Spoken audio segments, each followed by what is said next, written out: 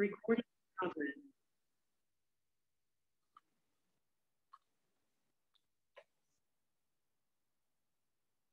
Baiklah, ini adalah tutorial untuk video ketiga dari progress report, di mana untuk video pertama tentang cara membuat RAB, video kedua tentang cara input resource name, kemudian kita masuk ke part ketiga pada tutorial ini, yaitu cara menginput jadwal. Ya. Setelah kita sudah membuat RAB dan juga menginputkan resource name, langkah selanjutnya pada progress report untuk MS Project adalah masuk ke bagian view, masuk ke bagian tables, dan masuk ke bagian entry. Di sini kita akan mulai menjadwalkan proyek selayaknya dasar dari MS Project, yaitu kita harus mengisi terlebih dahulu durasi-durasi dari setiap item yang ada di sini. Untuk cara mencari durasi, kita akan skip saja. Nanti akan coba saya buatkan video khusus untuk cara menentukan durasi suatu item pekerjaan. Dan juga kita mengisi predecessor. Untuk mengetahui apa saja fungsi-fungsi pada predecessor, saya sudah membuatkan video khusus tentang cara membuat predecessor. Tapi di tutorial ini hanya akan saya sampaikan cara mengisinya saja.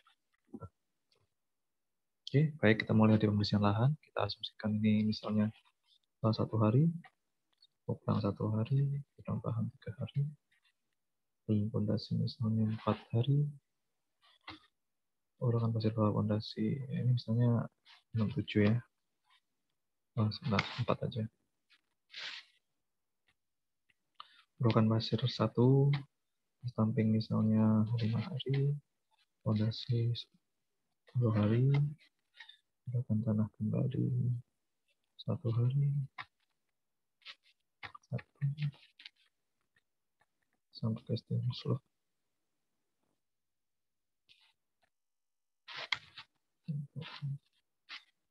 Bangkal stem 1 sampai stem kolom 3, bongkarnya 1, balok 6 misalnya, bongkarnya 1. Pembersihan slope 2 hari, pembersihan kolom 4 hari, pembersihan balok misalnya 6 hari, pengucuran slope 1 ya, 2 misalnya, 3 berapa ini. Oke, langkah setelah kita mengisi durasi, jangan lupa kita blok semua item pekerjaan, pilih yang namanya auto schedule. Fungsinya adalah agar jika nanti sudah kita mengisi predecessor dan ada keterkaitan antar pekerjaan, dia bisa saling berhubungan. Kemudian saya isi predecessornya seperti ini. Misalnya pembersihan lahan ini pekerjaan pertama, kemudian dilanjutkan puplang, kemudian gudang bahan misalnya berbarengan dengan pembersihan lahan. Saya tulis 2 SS, kemudian galian pondasi, menunggu puplang nomor 3, urukan pasir menunggu galian pondasi 6, stamping menunggu urukan. Oke, misalnya kita sama barengkan aja 7 SS, pasangan batu kali nunggu stamping, nunggu separuh aja 8 FS min 50%. Ini dia, jadi nunggu separuh, stamping sudah selesai separuh, dia mulai kerja. Makanya durasinya nanti koma. Urukan tanah kembali nunggu pasangan pondasi selesai. Berarti misalnya, atau diselesaikan bersamaan aja ya, 9 FF. Urukan pasir bawah keramik, urukan tanah kembali 10 SS bareng aja. Kemudian pasang casting slope itu nunggu batu kali selesai 9. Kemudian bongkar nanti dulu. Setelah pasang casting slope, pembersihan slope. Misalnya pembersihan slope itu nunggu pondasi batu kali 9. Kemudian pengecoran slope nunggu pasang casting 14. Dan pembersihan sloof selesai. Kemudian setelah ngecor, kita pembongkaran sloof. Bongkar sloof itu nunggu sloofnya dicor. Berarti ini 25. Kemudian Fs plus 1. Artinya kita kasih jeda betonnya sloof ini 1 hari supaya kering, baru kita bongkar. Kemudian pasang backcasting kolom. Kolom ini pasang backcastingnya nunggu pengecoran sloof, pasti ya. Nunggu pengecoran sloof berarti yang ini 25. Kemudian pasang backcasting, pembersihan kolom itu otomatis nunggu pasang backcasting sloof. Pasang pembersihan sloof 22. Jadi namanya besi kolom itu baru bisa dipasang kalau sloof-nya sudah terpasang besinya. Kemudian pembersihan kolom. Setelah itu pengecoran. Pengecoran kolom ini nunggu casting kolom selesai. Pasang casting kolom berarti nomor 17 dan pembersihan kolom nomor 22. Kemudian dibongkarlah kolom itu, berarti ini nomor, namanya pembongkaran kolom berarti nunggu kolomnya selesai dicor. Berarti ini nomor 26. Kita kasih jarak 1 hari misalnya, plus 1. Selanjutnya pasang balok. Balok itu nunggu pengecoran kolom pastinya. Berarti pengecoran kolom itu nomor 26. Pasang backcasting. Kemudian pembesian balok. Nah, kalau pembesian balok ini nunggu backcastingnya kepasang dulu ya. Berarti nomor 20. 20 dan kolom sudah dicor. Nunggu besi dari kolom selesai terpasang dulu ya. Kalau besi kolom belum terpasang, dia kan nggak bisa mengikat ke kolom. Jadi saya harus selesai backcasting dan pembesian kolom. Nah ini ya, 23. Baru setelah itu ngecor balok. Ngecor balok ini nunggu pembesian balok pasti nomor 24 dan backcasting balok. Casting balok itu nomor 20. Kemudian pembongkaran backcasting balok nunggu pengecoran balok selesai. Berarti nomor 27. Fs misalnya nunggu 3 hari kering baru dibongkar ya. Nanti plus 3. Oke. Nampak di sini durasi yang muncul adalah 47,5 hari. Berarti pekerjaan yang kita susun adalah 47,5 hari.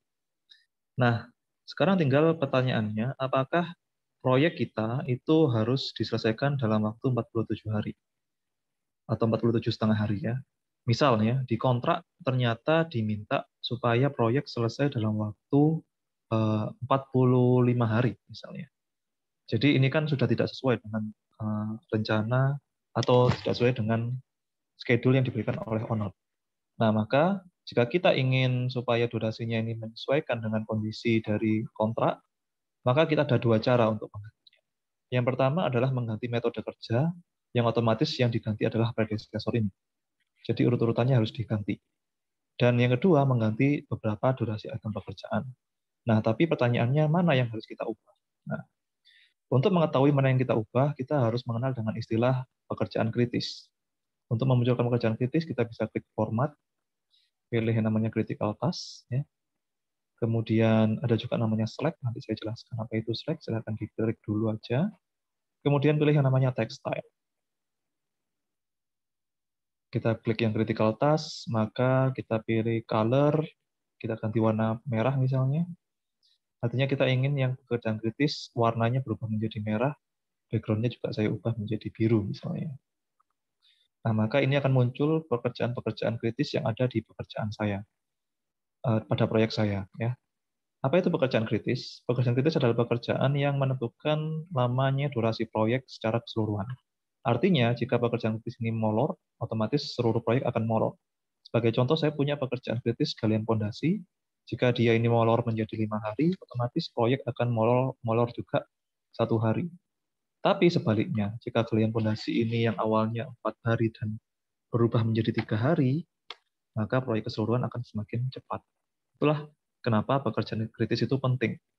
Ini yang tidak bisa didapatkan pada penjadwalan menggunakan Excel. Kita tidak bisa tahu mana yang kritis dan mana yang tidak. Nah, ini adalah salah satu keunggulan dari software Microsoft Project. Nah, kembali ke topik tadi, bagaimana jika kita ingin menyesuaikan durasi yang ada di kontrak, sedangkan di MS Project kita tidak sesuai dengan kontrak. Otomatis yang harus kita ubah adalah pekerjaan kritis ini. Entah kita ganti dia supaya lebih cepat. Bagaimana lebih cepat di lapangan? Otomatis ada beberapa opsi. Yang pertama bisa dengan menambah tukang, atau menambah pekerja, atau menambah sumber daya intinya. Yang kedua bisa dilakukan dengan lembur, atau yang ketiga dilakukan dengan mengganti metode kerja. Nah, di sini saya kasih opsi kita berusaha untuk mempercepat proyek dengan mempercepat durasi item pekerjaan yang kritis. Ya. Jadi pilihannya adalah kita pilih dari semua pekerjaan kritis ini. Terserah pilih yang mana. Yang pasti jika kita ubah nanti proyek akan lebih cepat. Nah, jadi jika itemnya sangat banyak, kita bisa filter dulu dengan cara klik di sini. Filter, pilih yang critical. Maka ini adalah opsi-opsi pekerjaan yang kritis. Nah, ini kita bisa percepat. Misalnya untuk fondasi batu kali kita percepat yang awalnya 10 hari menjadi 9 hari.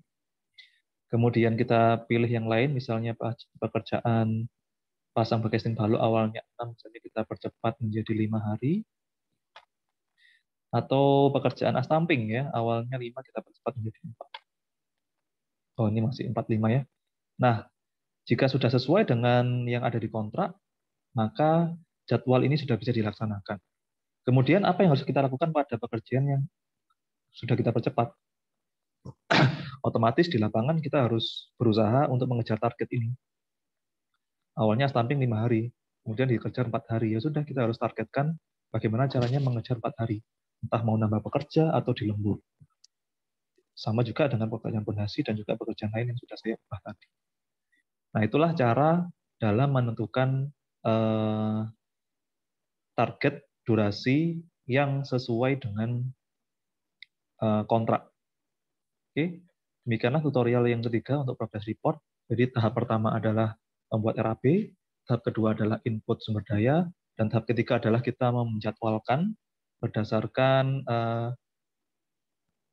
ketersediaan sumber daya yang kita miliki dan juga metode kerja yang kita miliki. Ya. Metode kerja itu dapat digambarkan pada kolom predecessor.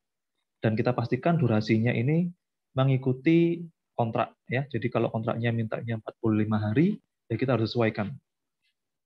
Ya, harus sesuaikan. Jika yang kita temukan lebih dari 45, harus kita kurangi. Tapi jika metode kita sudah benar, kemudian ternyata hasilnya durasinya lebih kecil daripada 45, ya monggo silakan diteruskan, atau mungkin ada pekerjaan yang kurang masuk akal sehingga kita harus edit. Nah, itu caranya. Oke, terima kasih. Untuk tutorial berikutnya akan saya sampaikan cara membuat kurva S di MS Project. Terima kasih.